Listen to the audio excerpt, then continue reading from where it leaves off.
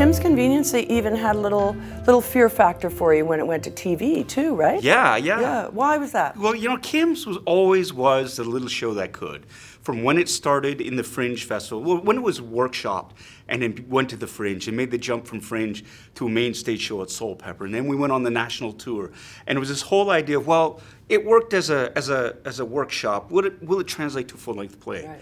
And then from the Fringe, will it translate to a main stage play? And then will it translate to the rest of the country, right? And then the jump for, well, will it jump from the stage to the screen in that way? Will audiences be accepting? Is there a market for a Korean-Canadian family in a sitcom in this country? And it was one of those shows where I remember CBC had, the year we premiered in 2016, they had the rights to the Rio Olympics. And because they had the rights to that, they advertised the show. Like, I'd never seen a CBC show have that much sort of, that was just blitzed out there. And it was like heartwarming but terrifying at the same time, because they ended up using a clip of the show ad nauseum almost. And it was the whole up of saying, it's okay, sometimes gay take time. And it's one of those things where the joke, when it first lands and it's fresh, it's really funny, everybody's talking. But by the millionth time it's aired, everybody's like, yes, we get it, sometimes gay take time. And there was a backlash that kind of happened online where people were saying, it's homophobic.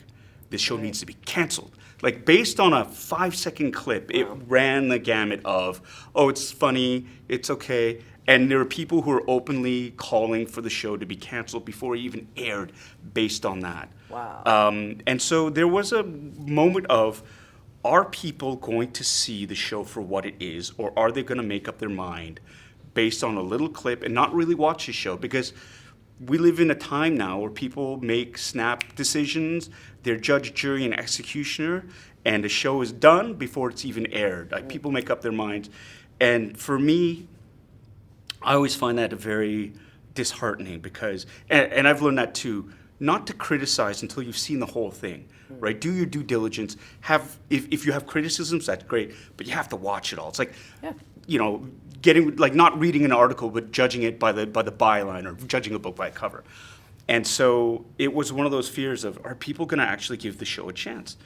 And I know a lot of people online, at least, were licking their chops, because CBC hadn't had the best of luck in runs of shows that they were producing for comedies, and we were sort of entering this age where people are like, oh, and it's got Asian people in it, and they've got accents. Oh, we're gonna hate watch and destroy. We're gonna hate watch. Yeah, and so we got a lot of people watching it. I know. A lot of people really just wanted to destroy the show. We were getting calls from people saying it's racist. Listen to them. Of course it's racist. They're speaking with Asian accents. How could it not be racist?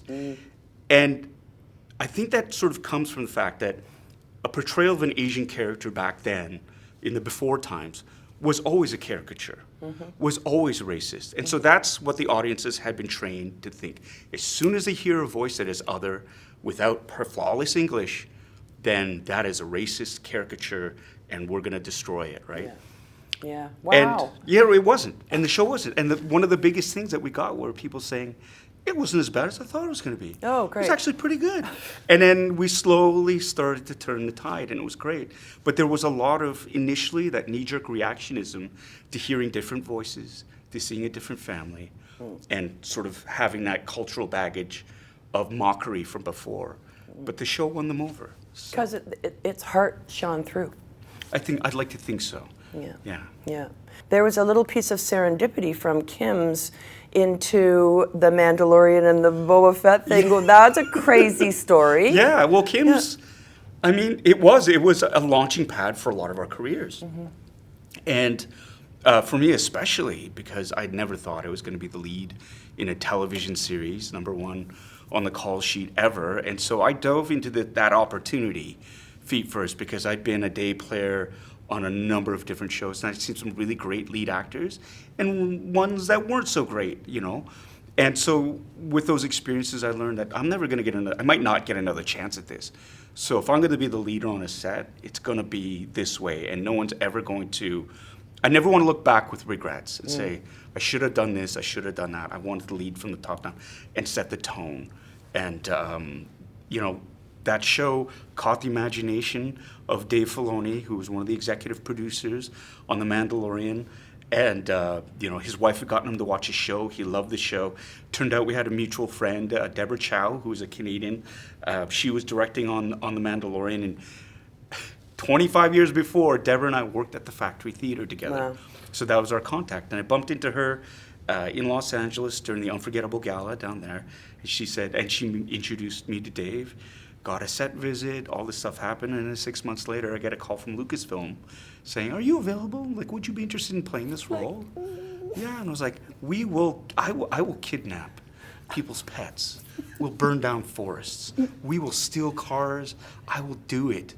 Just get me on Star Wars, you know. So, yeah. Because you're a bit of a nerd, right? Yeah, a bit, just a little. Just a little bit. Yeah. Just a little bit. No costumes, Yeah, no. no, Yeah, no, no, none of that. Costumes, toys, replica props. I have a YouTube channel dedicated to unboxing toys. This is how much I love it. And it's been part of my life since I was 5 years old. Well, it sounds like good karma to me. Oh, it's been, yeah. Yeah, yeah. I'm on Star Wars. Like, that's... Yeah, I swear to God, I thought my ears were going to start bleeding. I was so happy and just trying to hold it in. It's like, be professional. You know, so look at all that. Oh my God, that's great. And you're sitting. They put me in the cockpit of an X-wing, and all buttons worked, and it lit up, and then they turn on the volume, and you're in space, and there's a Razor Crest over there, and you're like, oh my God, I'm 5 years old again. The production values are way better, but I'm sitting in an orange crate, in like a cardboard orange crate that I would draw all the controls in, and I was right back there again. I just didn't want to get out. Didn't want to get out.